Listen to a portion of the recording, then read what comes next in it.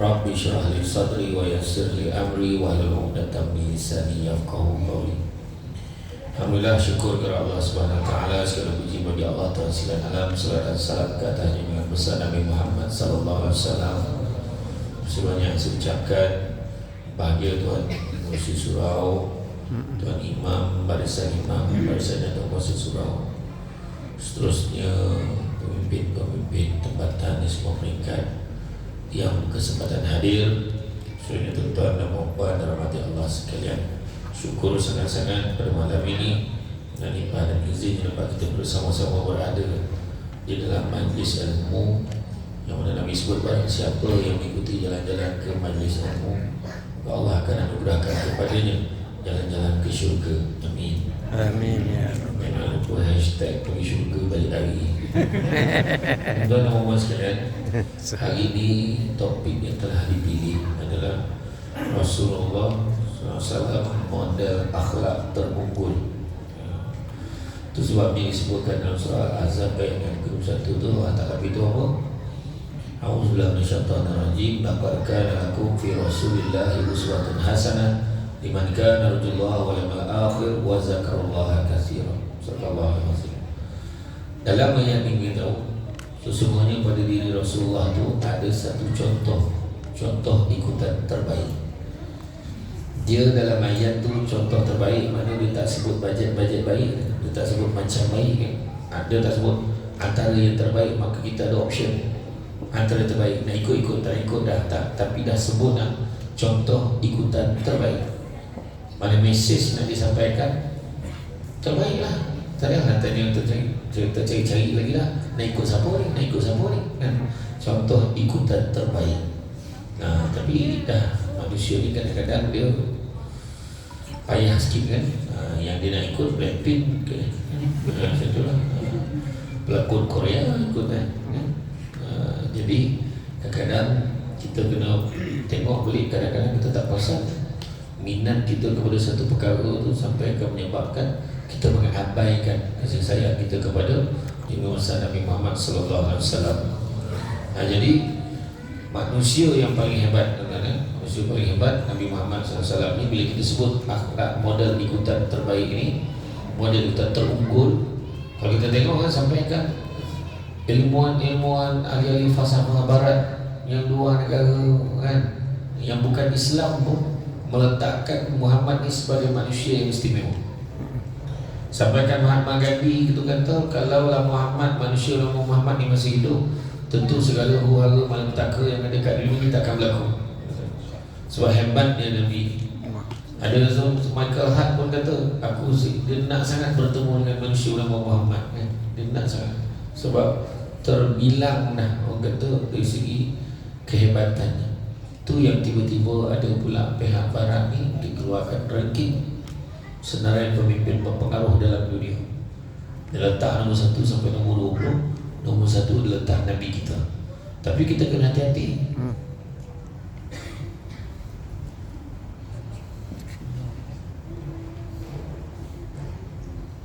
Kita kena hati-hati. Kita tak boleh nak iktiraf senarai itu. Sebab apa? Sebab memanglah dia letak Nabi kita nombor 1, tapi yang nombor 2 sampai nombor 20 tu macam tak saja nak susun Nabi. Nabi semua, Hitler pun disusun di situ. Tak kisahlah nombor 4, nombor 5. Sebab kalau kita mengiktiraf senarai itu tanpa kita perasan, tanpa kita sedar, mana kedudukannya Nabi-Nabi dan Rasul yang lain? Mana kedudukan para sahabat kan? Nabi itu ruhul dahsyat, Nabi itu nombor 1 lah, kalah yang lain. Dia tak perasan. Sebenarnya itu propaganda orang nak suruh kita ambil senarai itu untuk kita iktiraf. Ambil George Bush pun masuk dalam tu, pahala lah kan? Jadi mana kata, tapi Nabi kita memang hebat, terbaik kan? Dan malam ni ramai-ramai datang buat Maulid Rasul tu pun pakai doa kat orang tu.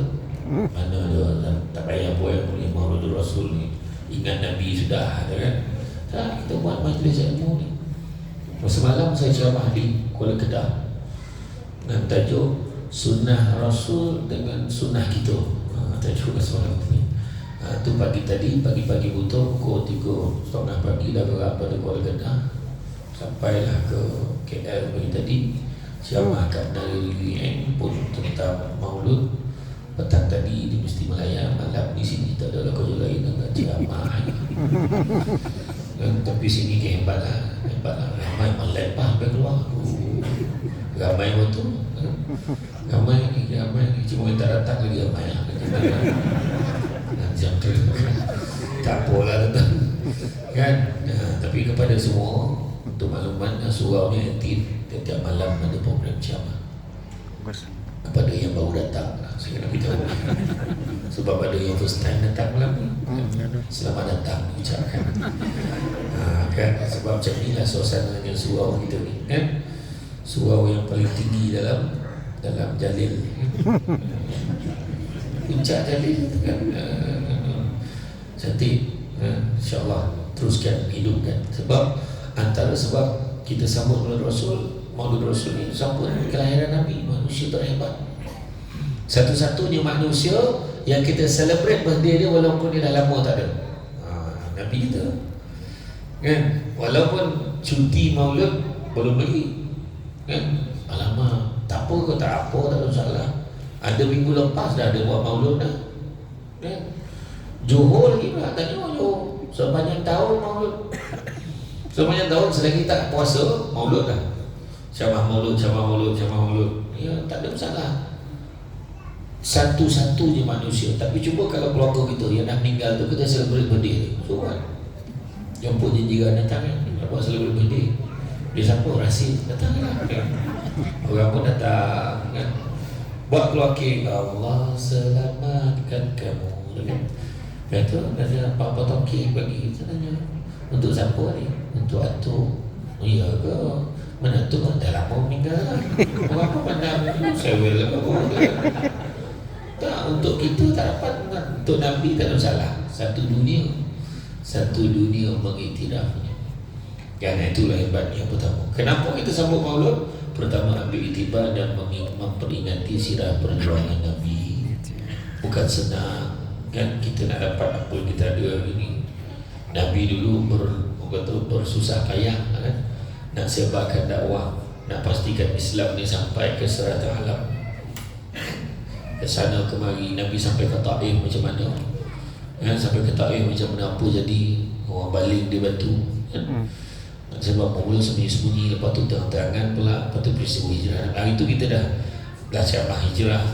Sebelum hijrah tu dah cerita pasal Isra Mi'raj, macam-macam ya. Tiap-tiap tahun ceramah maulud ni bertukar-tukar tajuk, bertukar-tukar apa ceramah. Tapi perangai sama. Orang yang dengar bukan orang sini dan tempat lain. Sini okey kan, dia dengar, oh ya Allah sayangnya Nabi, kita tahu. Tapi yang kita nak buat ni Nabi iktibar, ibrah di sebalik Maulid Rasul kan.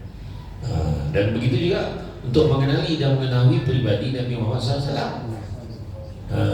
Itu sebab Nabi pernah sebut, ta'dibu auladukum bi salasati asya, adabkanlah anak-anak kamu tu dengan 3 perkara. Pertama, dengan cara berhubbi Rasulullah SAW, ajar dia sayang Nabi. Kedua, berhubbi ahlihi, dengan menyayangi ahli keluarganya. Dan yang keempat, biqiraatil Quran. Dah sebut tu 3 perkara. Adabkan anak-anak kamu, Nabi kata. Didik tu ta'dibu dengan adab. Ta'dibu, adabkan anak-anak kamu dengan 3 perkara. Pertama, sayang Nabi. Sayang ahli keluarga Nabi. Macam mana nak sayang ahli keluarga Nabi? Qana pun tidak. Bini tahu tak? Tahu. Aisyah, Siti Khadijah tu tahu tak? Yang lain entah. Zainab, seorang aja tak ingat kan? Anak cucu ingat, Hasan Hussein itu ingat. Jadi mereka kata kena-kena sebab kita tahu kisahnya. Dan begitu juga biqiraatil Quran, dengan membaca ayat suci Al-Quran. Jadi seperti mana firman Allah Ta'ala ni dah sebut tadi, contoh ikutan terbaik. Tak ada dakwah begini, confirm, endorse, disahkan ya. Kemudian yang ketiga, dapat memperingati tarikh kelahiran baginda SAW. Keempat, mencapai pembersihan hati kita dan jiwa melalui penghayatan sirah, kita nak cuci hati kita. Kemudian keenam, memupuk perasaan cinta dan kasih sayang. Yang keenam, mengumpulkan umat Islam ni, mengumpul umat kita ni semua ni, kumpul ramai-ramai untuk memperingati dan secara berjemaah melakukan amal soleh tadi, berselawat Hamilah malam ni lain sikit selawatnya, paling suar-suar lain. Dia kena rest sikit kan. Dia puncak jadi dia lain sikit lah. Baru awak keluar tu tak ada lah skrip dia kan. Okey lah, ikut lah kan. Kan macam tu lah. Kemudian memperbanyakkan selawat dan puji-pujian kepada Nabi. Yang begitu yang menyampaikan pesanan peringatan. Dan cinta kita kepada Nabi ini adalah cabang cinta kepada Allah Subhanahu Wa Taala, Allah dan Rasul. Kan? Kita ni sebenarnya tuan-tuan kan, kita buat malam ni bukan untuk dunia, tak ada untuk dunia. Kadang ada orang berprasangka itu adalah sebab baik maulud dah. Oh iya adalah benda dia nak capai tu. Tak. Semua kerja akhirat. Kerja akhirat. Kan? Tak ada maulud ni bukan untuk dunia, untuk akhirat. Kan? Dunia yang kita kumpulkan ni semua untuk kita tinggalkan. Betul kita tinggalkan. Tu kadang-kadang kalau dah terlebih-lebih mengumpul dunia, jadi sayang nak tinggalkan dunia. Itu sebab Nabi sebut akan tiba masanya nanti bangsa-bangsa seluruh dunia akan mengerumuni umat Islam seolah-olah ingin menjamah hidangan. Kenapa pula macam tu? Sahabat tanya. Tak ramai kawan Islam masa tu. Bahkan umat Islam cukup ramai sekali bilangannya, tapi tak ubah ibarat buih-buih di lautan. Buih kena angin pecah, usik pecah, tak usik pun pecah. Kena angin pecah, pecah, kau tak faham, pecah tak faham. Jadi mana kata kenapa macam tu? Bahkan dicabut pula perasaan takut di kalangan musuh-musuh Islam kepada orang Islam. Tak takut dengan Islam, tak takut. Setiap sahabat kata kenapa? Tak lain tak bukan kerana pada ketika itu umat Islam dilanda penyakit wahan. Penyakit wahan ni penyakit apa? Cinta dunia dan takut mati. Terlampau cinta dunia. Tanda-tanda cinta dunia. Yang pertama, cinta dunia terlampau sayang ke pasangan dia. Yang sebab dia lawa tu. Tapi kalau kita tak nak jadi dunia, bawalah pasangan menuju akhirat. Maksudnya beramal sama-sama, ingat Allah sama-sama, ngaji sesama. Dia tahu karaoke. Jom kita celebrate tu, fikir. Jom kita lepak-lepak, jom. Tak, malam ni ada ceramah, jom kita pergi sesama. Ya ke bang, Alhamdulillah, kita masuk ke. Kau dah baik lah macam tu. Orang bucak dalil macam tu, tapi lain tak macam tu dah. Kan? Yang kedua, tanda gila dunia apa dia? Pangkat kedudukan. Pangkat kedudukan gila kerja pangkat. Kan? Saya pergi di Indonesia dan pergi di Indonesia, saya tengok rupanya setiap termasa segi terlepas, setiap lorong jalan rupa juga naik pahal, rupanya tengah kempen nak naikkan presiden baru. Kan? Rupanya presiden ni dua penggal lah tukar. Dua penggal lah, lepas tu tukar lah, automatik tak boleh dah. Komisioner lain selagi boleh bantu lagi banyak, dia cakap nak lagi tu. Sudah-sudah lah. Jadi macam tu lah, sadari patutnya. Dia dah, kalau kita buat sistem macam tu bagusnya, dah kali kedua tu dia dah fikir dah siapa nak ganti aku lepas ni. Macam tu lah. Patutnya macam tu. Boleh ni kan. Tanda gila dunia. Yang kedua sebab kedudukan pangkat. Semua orang bagi pinjam. Ni yang ada kat depan saya ni, ada yang bekas-bekas pegawai-pegawai tinggi dalam kerajaan pun ada. Saya tengok muka pun tahu, gaya dia tu ada.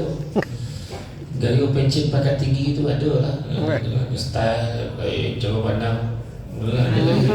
Jadi besok meeting pun. Saya pun sama, bekas pesara. Sebab masih bermakna sekarang ni pesara lah. Mana bekas pejabat awam kan. Sampai masa dulu masa pangkat tinggi mana. Nombor satu dalam pejabat tu dia lah. Sampai masuk ke ujung tiang tu duduk dengan suara tu mahal tu. Pencet. Mana-mana pinjaman. Tak percaya juga. Kalau kita kerja mana-mana kerja tetap, saya nak berhenti lah. Notis 3 bulan. Belum habis notis 3 bulan, iklan dah keluar dah. Nak tunjukkan jawatan tu bukan kita punya. Kan? Macam mana nak cakap? Yang tadi tu tanda gila dunia. Dan yang ketiganya apa? Gila harta. Bukannya bawa mati kan? Contoh tuan-tuan, kalau saya tanya soalan yang kira tangan tu ada yang pakai jam kan? Kata Kita bertanya, jam tu siapa punya?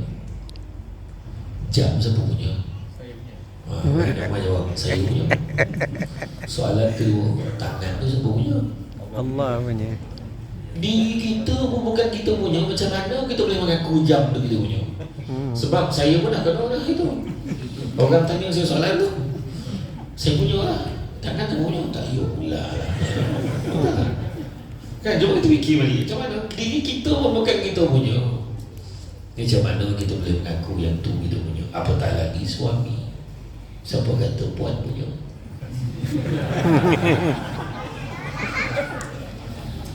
Ada mula marah kau tu, orang tanya. Kan?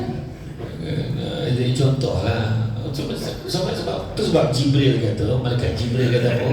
Malaikat Jibril kata, hiduplah sesuka hati kamu, kerana sampai masanya kamu akan mati. Dia cakap dengan Nabi, pesan kat kita, sayangilah, cintailah sesiapa sahaja sesuka hati kamu, kerana sampai masanya kamu akan berpisah dengannya.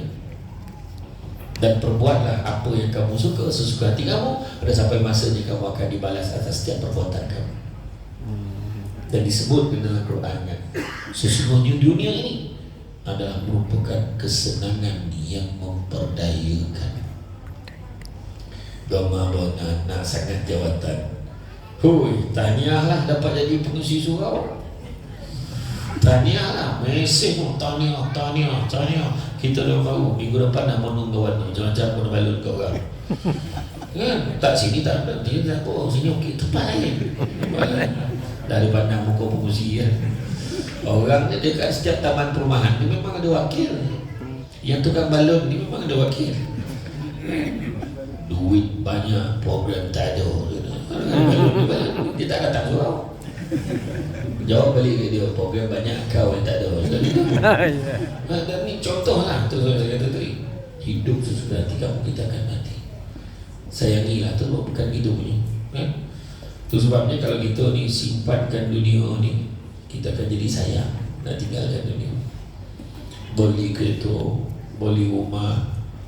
Beli itu niat dia sebab nak kumpul aset.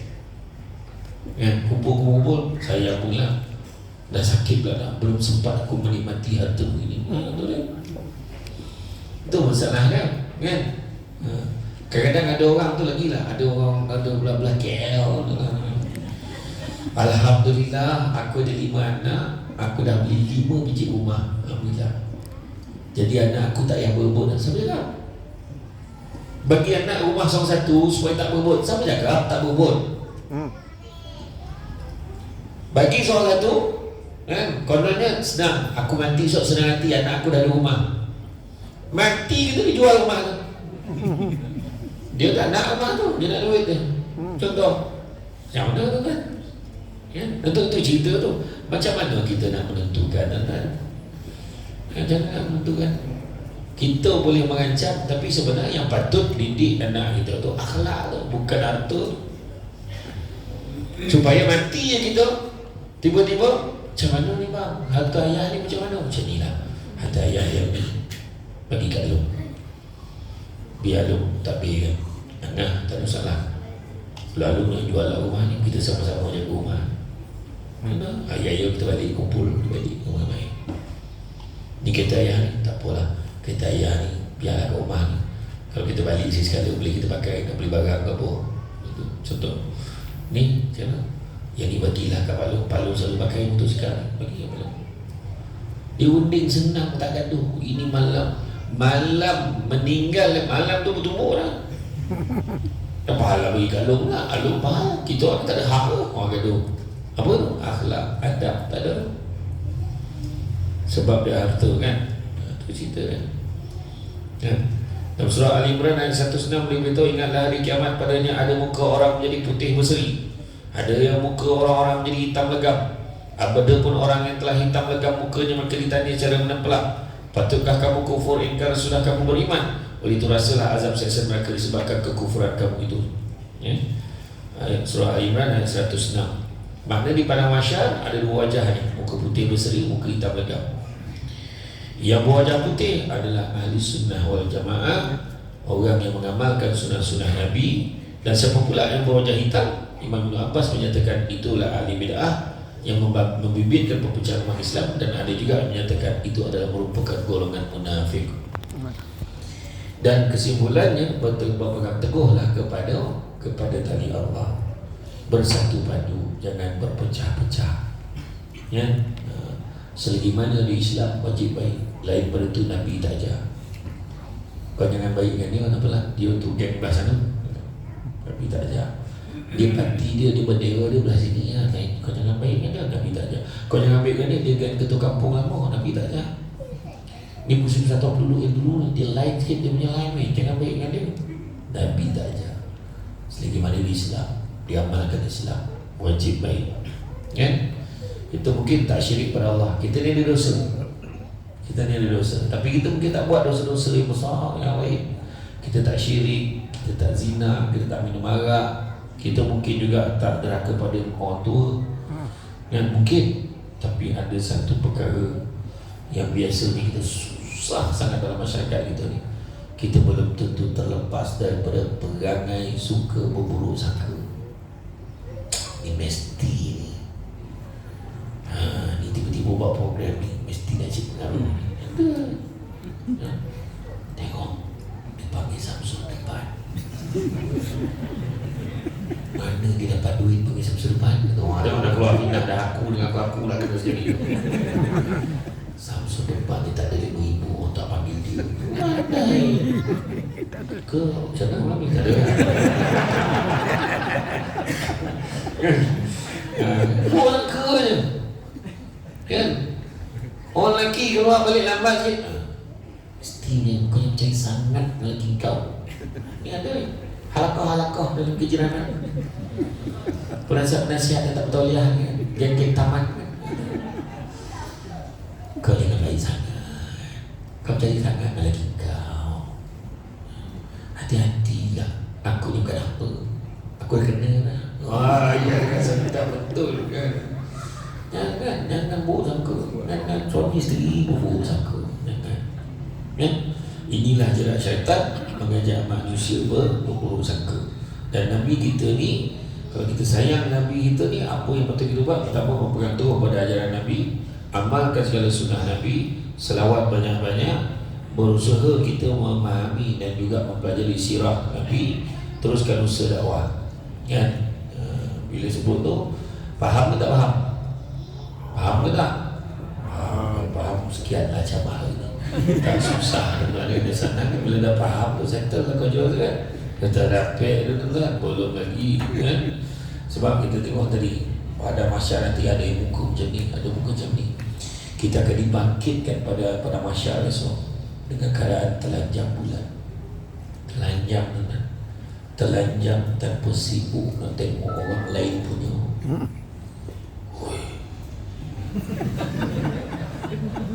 Imam tak ada orang. Samsul debat ke tu? Masa tu nampak suami, kita nampak suami kita lagi, suami nampak isteri dia lagi, anak-anak nampak mak ayah lagi, mak ayah nampak anak lagi. Janganlah, sebab takut masing-masing, takut ketuntut. Jadi ketua lagi, copet lagi, anak buahku lagi. Masa tu baru kau tahu siapa dirimu itu. Nak sangat jadi wakil rakyat, contoh kan. Jangan main-main, semua nak tanya, tanggungjawab besar kan. Itu sebab jangan minta-minta jadi pemimpin. Tapi kalau dia pilih jadi pemimpin, kena galah sebagai amanah. Menangis kan. Orang dulu dipilih menangis. Kita sekarang dipilih selebrate. Gimana? Orang menangis, kenapa kalau tengok ni Khalid Al-Walid, Panglima Angkatan Tentera Seri Mekah, dan sampai satu tahap tu sama orang kata, wahai Khalid Al-Walid, kamu berehat, kamu jadi tentera biasa, bagi dia pula jadi panglima. Dia menangis, syukur sangat nak saya jadi panglima. Cuba kan kita. Pada mula jadi ketua, kata orang lain pilih, siap kau. Kau ambil jawatan aku. Kau sadar ke tak? Jawatan apa? Jawatan aku sebut. Tak. Semuanya Allah bagi pinjam-pinjaman. Anak pun Allah bagi pinjam, suami Allah bagi pinjam, isteri Allah bagi pinjam, mak ayah Allah bagi pinjam. Sementara kan? Jadi itu sebabnya dia akhirat besok dibangkitkan keadaan telanjang itu tadi. Kemudian masa tu matahari sejengkal okey ni panik. Sekarang yang berjuta-juta batu jengkal pun orang heboh cakap lamik ke buka aircon, panik lah dia cakap kan. Jam surau dia nampak aircon buka, pintu pun buka, soju sampai ke jalan ni kan, semuanya ada tak ada kan, orang tahu mana nak tunjuk sekarang sibuk depan ni, kata berjuta-juta batu jengkal ni kan? Dan masa tu ada yang peluhnya bergenang sampai pukul lagi, tenggelam pukul lagi ni peluh. Ada yang paras lutut, ada paras pinggang, ada paras telinga, ada yang lemas terus pun ada.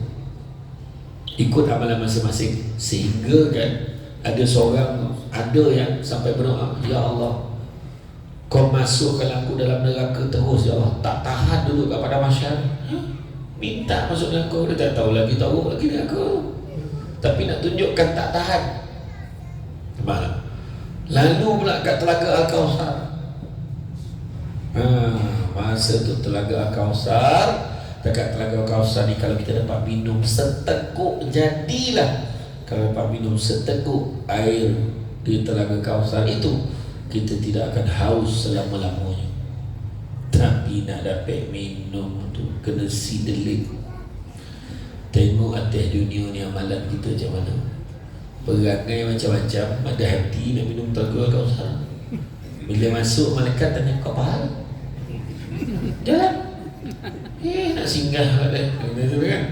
Sebab amalan tak nak, surau tak nak baik kan. Nabi tak nak diikut, yang paning-paning ikut kan. Kita sibuk nak minum Telaga Al-Kausar. Telaga Al-Kausar ni besar di mana? Dia segi empat. Besar dia tu nak mengelilinginya makan masa sebulan. Nampak tak? Lepas tu masa tu mulalah minta bantuan, cari bantuan, tersompak dengan Nabi Adam. Wahai Nabi Adam, bantulah aku wahai Nabi Adam. Nabi Adam jawab, nafsi, sendiri-sendiri. Tapi tolong lah. Tak dapat, kau minta lah macam mana pun tak dapat, tolong lah. Dia terjemahan, tak macam tu buat lah. Apalah cakap mau lah Nabi Adam. Kata, lepas tu jalan lagi. Jalan-jalan tersebab dengan Nabi Ibrahim. Wahai Nabi Ibrahim, bantu aku wahai Nabi Ibrahim. Nabi Ibrahim menjawab, nafsi, sendiri-sendiri. Pandailah kau. Tersempatlah dengan Nabi Musa. Nabi Musa kata, wahai Nabi Musa, bantu aku wahai Nabi Musa. Nabi Musa kata apa? Nafsi. Tapi Nabi Musa siap bagi tahu, tak ada orang boleh selamatkan kamu, Muhammad yang boleh tolong kau. Sebab boleh nampak tu umat Nabi Muhammad. Nampak? Masalah tuan-tuan dan jarak masa antara satu Nabi nak jumpa dengan Nabi yang lain, jarak masa perjalanannya 1000 tahun perjalanan. Itu akhirat. Ni ringkas, kita ringkaskan. Akhirnya jumpalah dengan Nabi, ringkas gitu. Ya Rasulullah, bantu aku ya Rasulullah. Bertuahlah kita kalau Nabi kenal gitu. Umatku, ummati, kemari. Maknanya Nabi kenal gitu. Tapi kalau kita sebut, ya Rasulullah, bantu aku ya Rasulullah, kau siapa? Nabi tak kenal kita, maka sia-sia lah hidup kita tuan. Ataupun, ya Rasulullah, bantu aku ya Rasulullah, aku macam pernah dok lah Rasulullah. Fikir mana, Nabi tak apa-apa cam sangat suara tu. Rupa-rupanya waktu selawat tadi, dia mindingnya, dia tak keluar sangat suara. Dia macam tu kan? Bukan semua kau.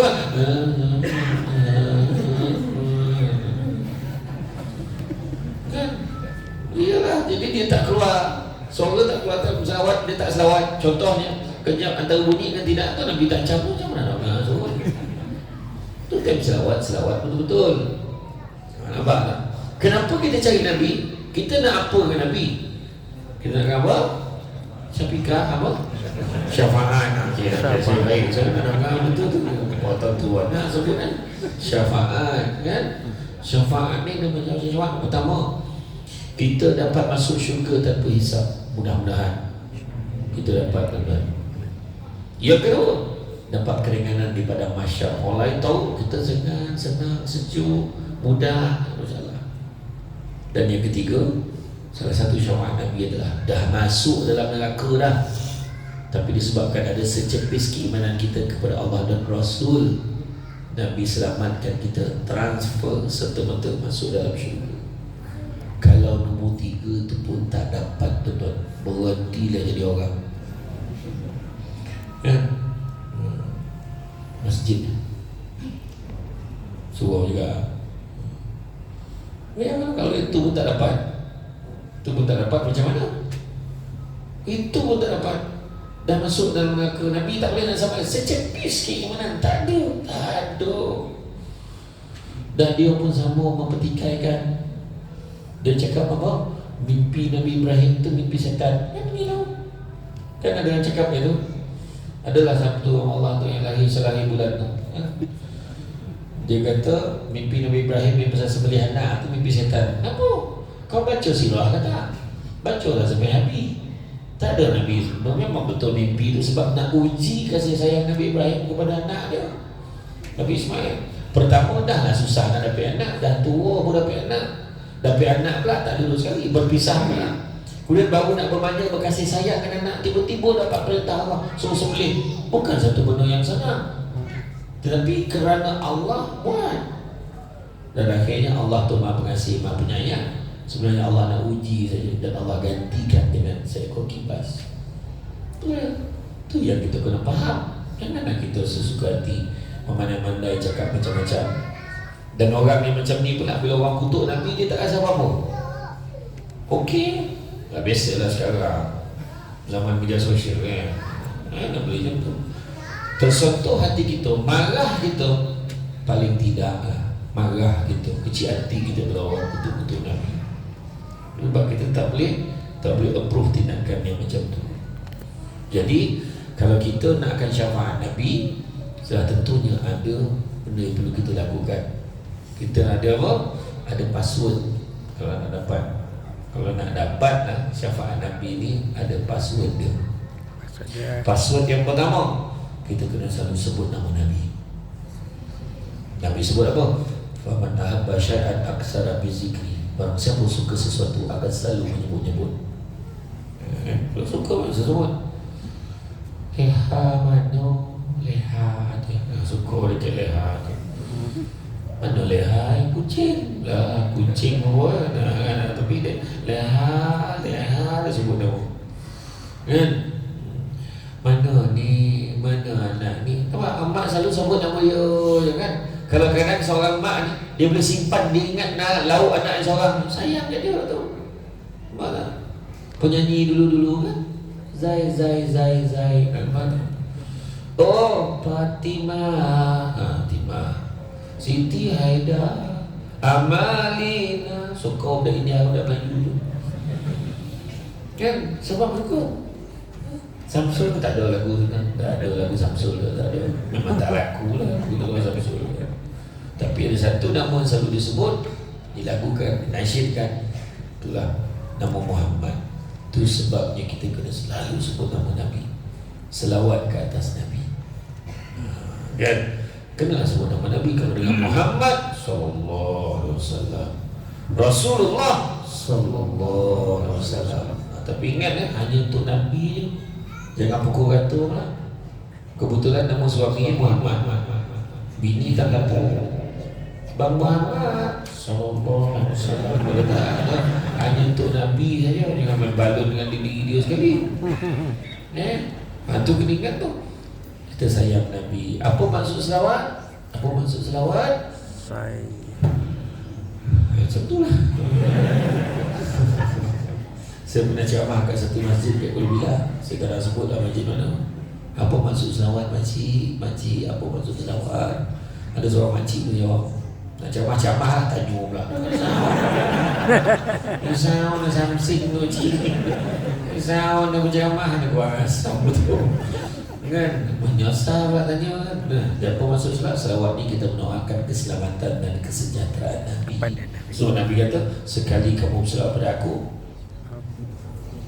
10 kali Allah dan malaikat berselawat kepada kamu. Maknanya mendoakan keselamatan kesejahteraan itu. Malahan Nabi juga sebut, inna aulad nasi yaumal qiyamah aktsaruhum alayya salatan. Orang yang paling baik di sisiku pada hari kiamat kelak adalah orang yang banyak berselawat kepada aku. Itu sebab kita tengok kan, selawat Allahumma shalli ala sayyidina Muhammad, baca ni kopi Allahumma shalli ala sayyidina Muhammad, doa Allahumma shalli ala sayyidina Muhammad, nak minum Allahumma shalli ala sayyidina Muhammad. Betul lah kan? Tengok macam ni, bagi kat suami, bang, cuba minum bang, Allahumma shalli ala sayyidina Muhammad. Dulu nampak macam ni, ini betul lagi nampak tak? Beralas, ini adab orang Melayu. Walaupun pasangan yang tak berkena, tapi kan, tapi ini adab ni macam mana? Lebar betul pi. Perasaan tak pergi ni lebar di kawan ni pasal. Contoh lah. Tapi betul, orang tu dulu kepantangan ni kalau tak bagi alas ni. Kan? Memang cuba minum je nak. Barulah orang tu bismillahirrahmanirrahim. Allahumma shalli ala sayyidina Muhammad. Nampak tak? Yang tu. Ini tak, yang buat minum bang. Kerana ni telah malam pun. Dia cakap betul. Kan? Sebenarnya tu cerita kan. Allahumma shalli ala sayyidina Muhammad. Malahan Nabi sebut al-bakhil. Apa maksud bakhil? Anda harap orang sini. Nah, belajarkan siapa? Ustaz Piramli dalam kitab Haji Bakhil kan? Al-bakhil betul kedekut. Al-bakhilu allazi zukirtu indahu falam yusalli alaihi. Orang paling kedekut bila sebut nama aku dia tak selawat. Kenapa dikatakan kedekut? Ini nak beritahu. Dalam kitab Mukasyafatul Qulub daripada Imam Al-Ghazali, dah bawah tajuk Mahabbah Kecintaan pada Rasul, dikatakan keselamatan jasad terletak pada sedikitnya makan. Keselamatan roh terletak pada sedikitnya dosa. Keselamatan agama terletak pada banyaknya berselawat ke atas Nabi. Dan setiap kali umat Muhammad berselawat ke atas Nabi, sekali kita selawat, contoh dia selawat ni, Allahumma shalli ala sayyidina Muhammad. Contoh, Allah akan memerintahkan malaikat. Malaikat ni saiznya, kepala ni di bawah arasy Allah, kaki ni sampai ke dasar bumi yang ketujuh. Sayap sebelah kanan tutup bahagian barat bumi, sayap sebelah lagi tutup bahagian timur bumi. Bulu-bulu pada sayap tu menyamai jumlah makhluk yang ada dalam dunia ni. Soalan saya, besar ke tak besar? Besar, tapi itu dikatakan antara saiz malaikat yang terkecil itu baru saiz malaikat Jibril. Belum lagi saiz malaikat maut, malaikat yang lain lagi, belum lagi. Mereka lagi besar lagi. Tapi mereka boleh menjelma dalam banyak keadaan.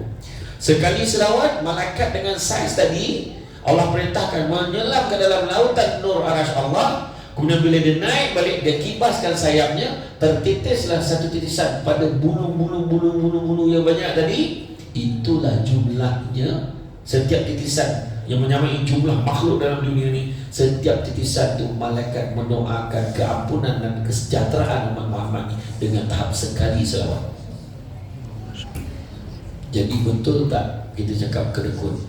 Bukan kedekut, bapak kedekut, ataupun kedekut campur komut. Apa yang malih warna sebut nama Nabi dan nak selawat kan? Ada seorang lelaki ketika zaman sahabat, dia bermimpi bertemu dengan Nabi. Dia nampak Nabi, ya Rasulullah. Dia santai dalam mimpi jumpa Rasulullah. Tapi Nabi memalingkan wajahnya. Kenapa Rasulullah? Kau marah aku? Tak. Aku tak marah kau. Tapi aku tak kenal kau siapa. Mana mungkin kau tak kenal aku? Dengan tak para ulama semua memberitahu, kamu lebih mengenali umatmu lebih daripada kamu mengenali mak ayah kamu sendiri. Maka Nabi jawab, memang benar. Aku mengenali umatku lebih daripada aku mengenali kedua ibu bapaku. Tapi aku tak kenal kau siapa. Kerana sepanjang hayatmu tidak pernah sekalipun kau berselawat ke arah sana. Dia terjaga pada tidur, dia menangis. Semenjak pada itu dia mewajibkan diri dia berselawat ke atas Nabi tak kurang 50 kali sehari. Selang beberapa minggu dia bertemu dengan Nabi sekali lagi dan Nabi sebut, sesungguhnya kali ini aku sudah kenal akan engkau. Kadang-kadang orang perempuan tunggu terperanjat baru selawat. Allahumma shalli ala sayyidina Muhammad. Bila balik dapat seketul. Jadilah, jangan tunggu terperanjat. Selawat banyak-banyak. Kan? Selawat banyak-banyak. Kemudian bencilah orang yang Allah dan Rasulnya benci. Musuhilah orang yang memusuhi Allah dan Rasul. Jauhilah orang yang menyalahi sunnahnya. Serta bencilah semua perkara yang menyalahi syariat. Dan password yang kedua kalau kita nak dan bagi Nabi kenal kita, yang kedua, amalkan sunnah Nabi, hidupkan sunnah Nabi. Punyalah sayang Nabi itu tuan-tuan dan puan sekalian. Nabi kata, faman ahya bisunnati faqad ahabbani, faman ahabbani kana ma'i fil jannah. Nabi begitu, barang siapa yang hidupkan satu sunnahku, bukan 10, bukan 20, kira 13, tak. Faman ahya bi sunnati faqad ahabbani, siapa hidupkan satu sunnahku maka dia sayangkan aku, dan siapa sayangkan aku kana ma'i fil jannah, akan bersama-sama dengan aku di dalam syurga. Maknanya Nabi nak bagi pesanan apa hint Nabi nak bagi kita ni apa dia? Tak boleh buat semua, jangan tinggal semua. Benda senang-senang kita boleh buat. Contoh paling senang, makan. Siapa dia? Makan terdarah lah, senang cerita kan. Apa dia? Makan apa yang Nabi makan? Nabi makan apa? Contoh Nabi makan buah tamar, kita makan dengan buah tamar. Kan? Ingat tak pagi Syawal? Pagi Syawal kita disunatkan makan sekurang-kurangnya 3 biji buah tamar. Kena makan sebab apa? Sebab nak bezakan. Disunatkan makan pagi sebelum sunat, sembahyang sunat Aidilfitri, sebab nak bezakan pagi Syawal dengan pagi Ramadan. Pagi Aidil Adha lah kita disunatkan jangan makan apa-apa selagi belum sembahyang lagi. Kan? Tuan dia cakap tu bila makan buah tamar 3 biji. Memanglah zaman Nabi dulu tak ada lomang tu. Kan kau ajar tu. Dia main-main sunnah Nabi, jangan sekali-kali. Makan buah tamar. Paling baik sekali buah tamar. Dia syak haji, aku dah makan macam mana Nabi makan. Buah tamar apa Nabi makan? Nabi makan buah kurma, ajwa, alia. Itu kalau hari-hari makan boleh botak kepala. Bukan sebab rasa dia, harga dia mahal. Rasa tak ada masalah dah. Membeli itu mahal. Tapi orang sekarang tak ada hal. Banyak ada offer sekarang ni beli. Tak dapat kurma jualan, kurma biasa pun tak apa. Sebab niatkan sunnah Nabi makan buah tamar, kita makan buah tamar. Ni buah tamar nak jumpa bila? Ijma ulama sependapat puasa habis bulan puasa, buah kurma kotak dengan usuk-usuk hilang. Usuk tayo. Bulan puasa dah nazak kawan, dapatkan buah tamar, usuk tayo. Sian betul. Pagi raya meninggal kawan. Bila bulan puasa, usuk tayo lah, hidup lagi. Buah tamar, dia makanan sunnah kena ada kat rumah kita. Orang perempuan sebagai pembekal makanan yang biasa standby ke makanan kat rumah. Yang pertama kena ada habatus sauda, kena ada buah tamar, kemudian madu. Faham perempuan? Apa tak mahu? Tuan apa aku cakap tadi, jangan buruk sangka kan? Madu laba, bukan madu yang berdiri tu. Jadi cucu-cucu ni nak khabar lah tadi, jangan sangka buruk. Saya pun dah nak test tadi. Nampak tak? Makanan sunnah. Dan yang penting juga sunnah Nabi, macam mana cara Nabi makan. Macam mana Nabi makan?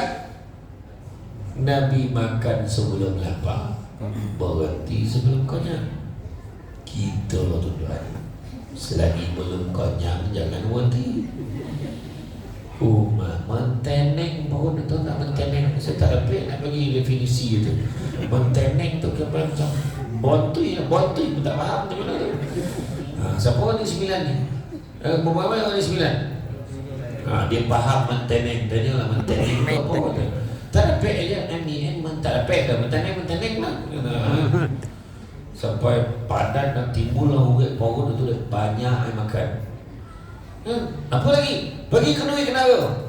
Kita pun makan, ambil lauk. Ambil aja tu. Tak. Kita makan, tak habis, tak sedap. Tak sedap weh. Saya cakap, siapa masak ni?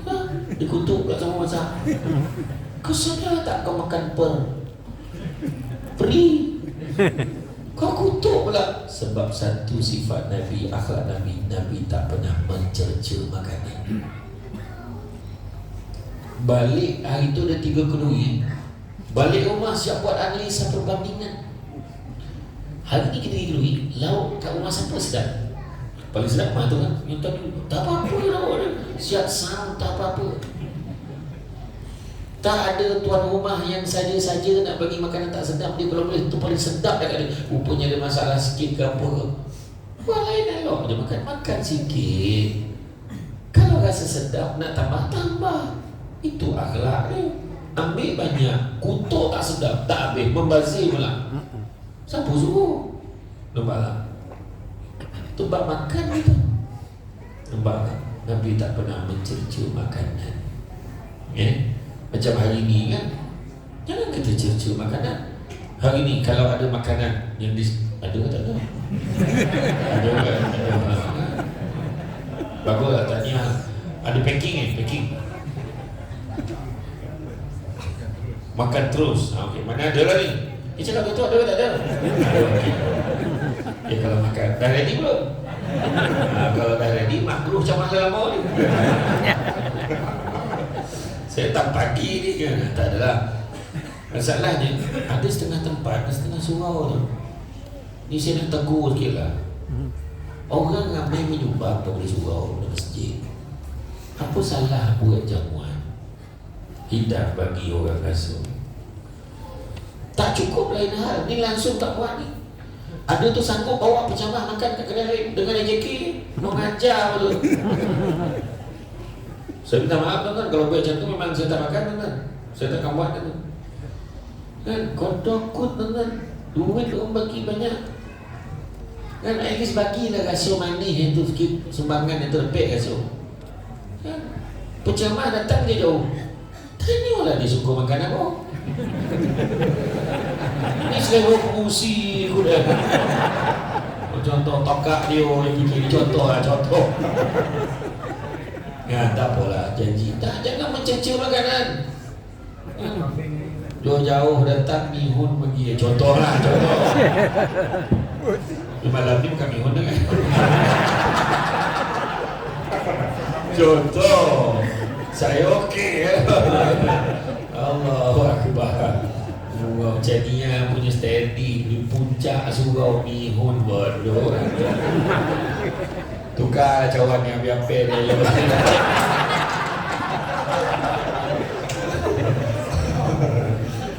Ada satu surau tu, yang bagi siap tu.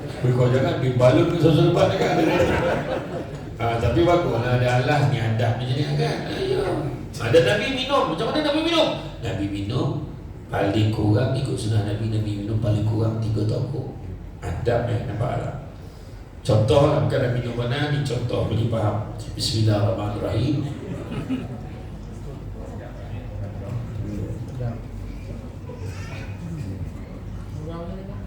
3 kali.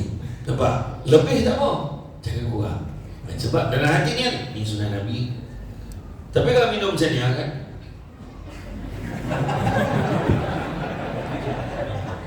dan tak dapat pada sunnah, tapi puailah tidak minum kan.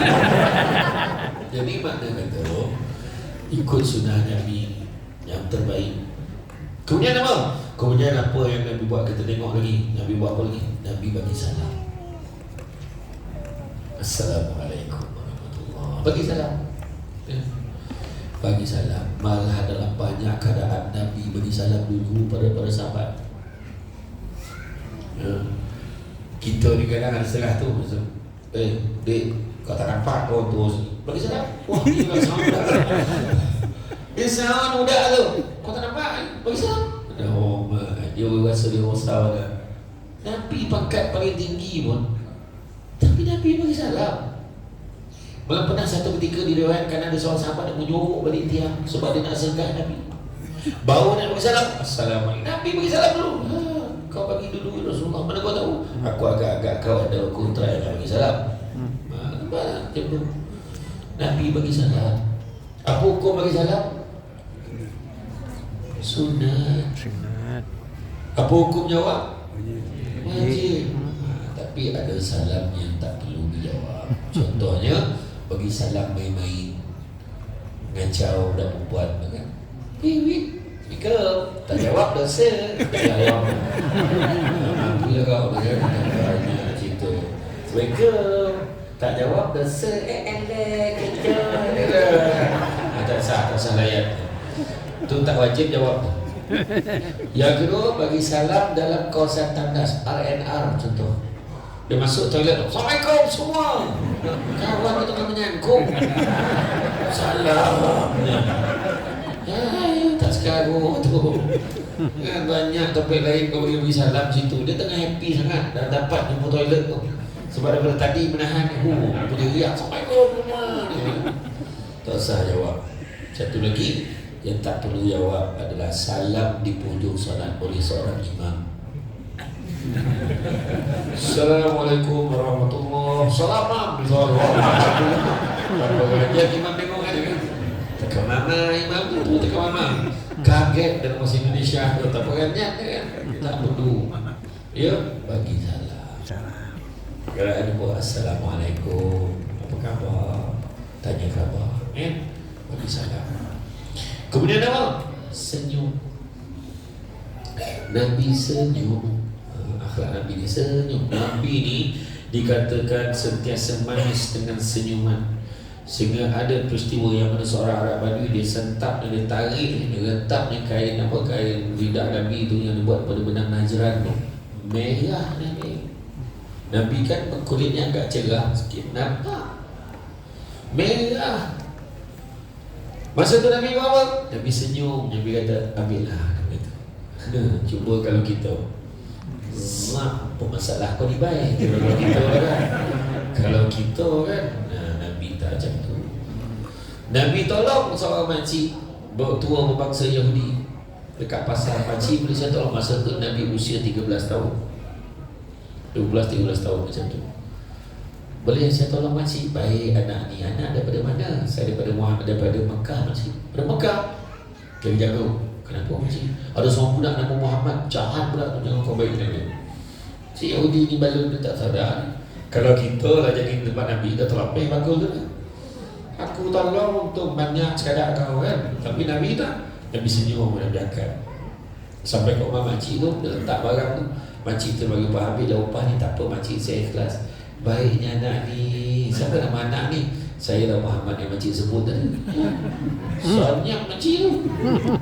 Akhirnya disebabkan Nabi sedemikian rupa, satu Mekah mengiktiraf akhlak Nabi. Sebab Nabi tak pernah balas. Jalan, ingat tak Nabi jalan macam ada makcik tua yang buta tu. Dimaki hamun Nabi hari-hari setiap kali Nabi lalu. Sahabat ni mengotak-otak lah. Nabi kata jangan, sabar. Nabi kata.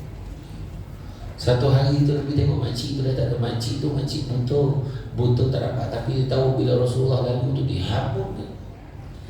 Satu hari tu Nabi tengok mana pergi makcik tu, tak ada. Padan muka Rasulullah dah sakit, dah terbaring dah. Tak baik Nabi kata. Jangan Nabi. Nabi boleh pergi suapkan dia makan. Ketika Nabi dah wafat, Saudara Abu Bakar tanya kepada putrinya Aisyah, apa antara amalan yang Rasulullah buat masa hidup? Dia buat ini masuklah salah satu. Dia pergi rumah makcik tua tu, dia suapkan makanan. Saudara Abu Bakar tahu makcik ni. Saudara Abu Bakar pun pergi jumpa makcik buta tu. Dia ambilnya roti tu, dia siap cecahnya dengan air biar lembut.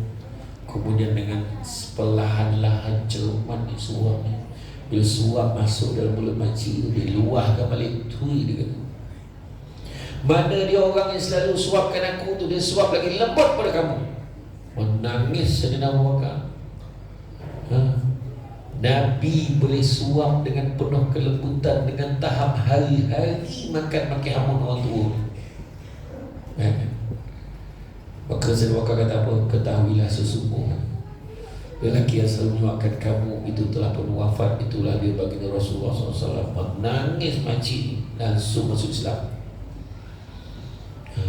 Cuba kalau kita dapat peluang menyuap orang yang maki hamun kita kan, bagaimanakah kaedah suapan agar kalau pakai sudu tu dia gadah, kalau pakai mampu lah, kalau lagi baik agak lah kan. Tapi Nabi, mana Nabi ajar kita apa? Nabi ajar kita apa? Jangan balas apa buat itu. Dalam Facebook, dalam media sosial orang kutuk tak boleh. Samsul depan pun apa orang tak balun lah, tak kau lah. Nak balun lah tapi tak ni, tak adalah bergugur telinga ni. Kan? Ya, tuan-tuan, media sosial Malaysia ni polik tuan-tuan. Ambil gambar seorang pemimpin, tak kira lah parti mana, letak muka. Jangan tulis apa-apa, letak muka. Letak post, macam tu. Tengok komen. Kapal bapak asli mati lagi baik, tak bunuh, matilah kau. Oh, tiba-tiba datanglah imam suruh puncak jalin. Dia komen baik ya. Dia niat baik. Wahai saudara, sekiranya kamu tidak ada perkara yang baik untuk diucapkan, lebih baik kamu diam. Bukankah telah dipesan apa yang kita tulis dinisbahkan sebagai apa yang kita cakap? Sesungguhnya Nabi tak ajar kita untuk cakap benda-benda yang tidak baik seperti ini. Ada reply bawah, sudahlah kau pun sama dia balik. Lakonnya lah imam kena. Betul ini senario dia. Masalah ni yang kutuk pakai amun orang Melayu agama Islam. Apa hal macam tu? Makan sirih berpinang tidak, pinang ada di kota Melaka. Makan sirih menganyang tidak, tagah dek budi dengan bahasa. Tolonglah jaga. Apa yang tahu mana? Kalau dia tulis tu kurang hajar biadab, sapul aja dia ada kurang hajar, mak bapak tak ajar macam tu ya. Kutuk sesama kita ni, sesama Islam ni. Apa hal tu? Ya. Nak pilihan raya, cuba tengok. Dibalun kawan. Dibalun 2 minggu dibalun. Sudah-sudahnya sahabat. Tak, sebab tu cuma kita kata realitinya akhirnya kita ni manusia ni kenapa nak mengutuk-utuk sama kita? Betul kan? Kenapa? Banyak lagi. Dan pilihan raya kita tak salah. Sebab Malaysia ni dikira sebagai negara paling rajin pilihan raya. Ya, jajak pilihan raya ni, ke depan raya ni. Tahun depan pilihan raya lagi. Ada. Sabah pilihan raya balik kan? Tapi pilihan raya kita pergi pakar. Kau pakar kat calon tu pakar mukul. Mungkin rosak. Dah balik jangan cerita. Diam. Sebab nak jaga ukhuwah. Ni balik pergi surau tanya, apa perasaan kau dah kalah? Oh memang cakap pasal tu. Apa pasal? Aduh, hai. Kenapa? Itu sebab kena jaga. Nabi senyum. Pernah satu ketika fakir miskin bawa buah-buahan bagi kat Nabi. Ya Rasulullah, sudilah terima buah-buahan daripada aku Rasulullah. Nabi pun makan. Bismillahirrahmanirrahim. Nabi pun makan. Kau suka ke Rasulullah? Nabi makan lagi. Senyumnya. Nabi tanya apa senyum? Kau suka ke Rasulullah? Makan lagi. Nabi senyum. Sahabat-sahabat yang berhampiran tu nampak. Biasa dia ajak kita makan, hari ni tak diajak. Sahabat ni macam terasa lah juga kan. Dah habis makan, berlalulah pergi fakir miskin ni. Seronok betul hati dia. Sebab Nabi makan habis buah tu. Sahabat pun dekat. Ya Rasulullah, biasa kau ajak kami makan, kali ni kau tak ajak sampai hati. Wahai sahabat-sahabat, ketahuilah bahawa sesungguhnya buah tadi itu masam. Aku tak ajak kau, tapi sebab aku takut kau tak boleh kawal mulut kau. Kau makan masam lah. Kau rasa hati. Dan yang keduanya, sesungguhnya aku tidak sanggup melihat sahabat-sahabatku makan buah yang masam. Dalam satu perbuatan Nabi jaga dua pihak. Pernah sekali nak solat maghrib, tiba-tiba terbau yang kurang menyenangkan. Bau kotor. Semua nak tengoklah sahabat mana yang bangun pergi ambil wuduk, mesti dia yang kotor. Tapi Nabi sebut, siapa yang lepas maghrib nanti nak makan daging kambing dengan aku, pergi ambil uduk sekarang. Semua pergi ambil uduk, langsung dah tahu dia. Itu akhlak Nabi. Nampak tak akhlak Nabi? Nampak? Senyum aja. Nabi tak apa. Isteri dia masak masakan masin. Mana Nabi bagi? Ya Humairah, wahai pipi kemerah-merah, balik dia.